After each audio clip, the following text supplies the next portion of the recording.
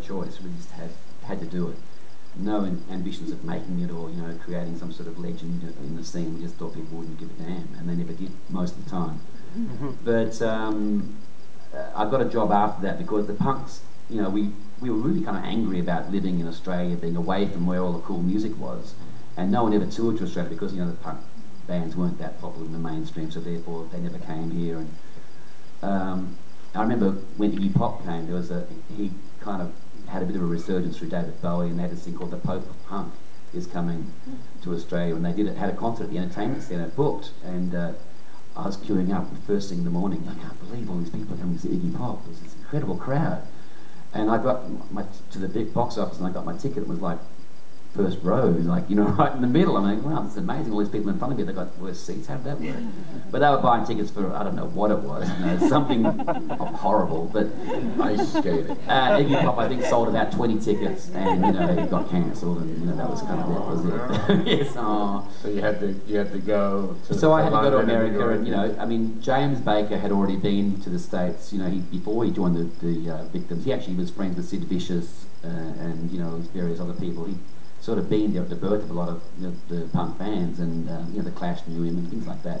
He's a very cool guy, James, and we were all very inspired by him. He's a bit of a guru for us all, and filled us with all these sort of amazing stories about what we could, what it was like over in America and in London, and so that was everyone's hankering to get over there. And so I got a job and tried to save money for that, but it didn't actually work out that well.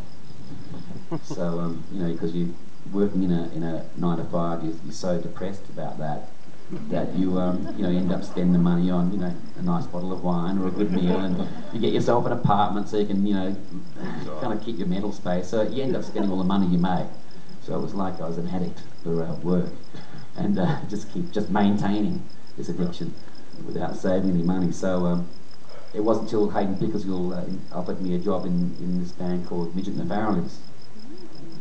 And I joined them, and the idea was quite simple, and I liked it because it was like a repudiation of the punk thing. I mean, when I joined the Victims, all the Beagle Boys fans hated that music, and they just, none of that audience crossed over and followed me to the new thing I was into, and I liked that. It was like a fresh start.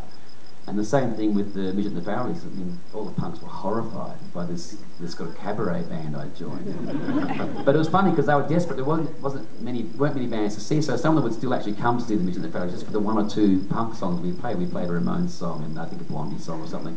But that was enough just to kind of make them go, well, at least that's something we kind of like. But most people were punks, and the band was very simple. It was just like a column PA. We carried all our own gear. No roadies or anything, it was just designed to be just a bit of fun, but it ended up sort of snowballing and making a lot of money without any overheads. And within 3 months I had saved enough money to go to London, and luckily there'd been some sort of airfare war, so there's a lot of cheap flights for no reason. And so I quit after 3 months, and I said, look, I'll leave you 3 more months, and I'll spend the next 3 months saving my spending money. And then off I went to New York, and eventually via London. I was there about 10 months, 9 or 10 months away, and most of that time in New York. And I saw all these great bands, and came back, and eventually that sort of fed into what the Hoodoo Gurus became. It just gave you the sense that you could do that, having seen it live. It was, yeah. I mean, the thing that's funny about, especially in London, seeing someone like the Buzzcock, which I did when they released their second album, Love Bites, they did a concert, and I thought, gee, they're not very good, are they? I love their music. I mean, the songs are brilliant, but I thought they were a bit sort of, how's your father, as far as the tightness and all that. And that kind of gave me hope that there wasn't such a big leap to sort of make to what they were doing from where I was. So Hoodoo Gurus, and tell me about the decision to move. Yeah, well, I came back to Perth with my tail between my legs, or broke basically. Borrowed the money from my parents to come back because I spent cashed in my ticket, to stay over there as long as I could.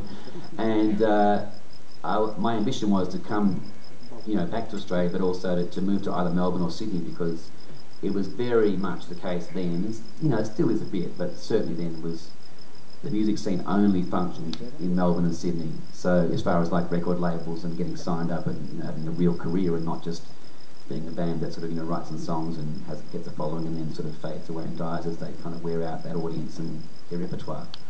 So I had that ambition to go on one of those two places, and because I have lots of relatives in Melbourne, I chose Sydney. Oh yeah, because, you know, it was. I mean, I loved my family and, you know, and all my cousins and so forth, but it was just easier to kind of like go somewhere where, as I say, I like that fresh start thing. So yeah. Do you think the band would have been different if you'd moved to Melbourne? Oh, we couldn't tell you. I couldn't tell you.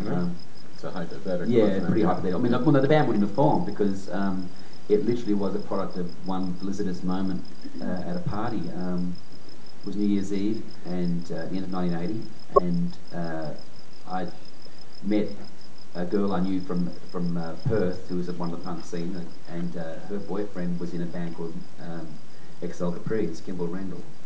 And that band had Joanna Piggott, who eventually went and wrote those songs with Todd Hunter, her husband, for John Farnham, you know, You're the Voice and things like that. But Kimball was in that band, and he left them and didn't have much going on, and he was more of a filmmaker than a musician.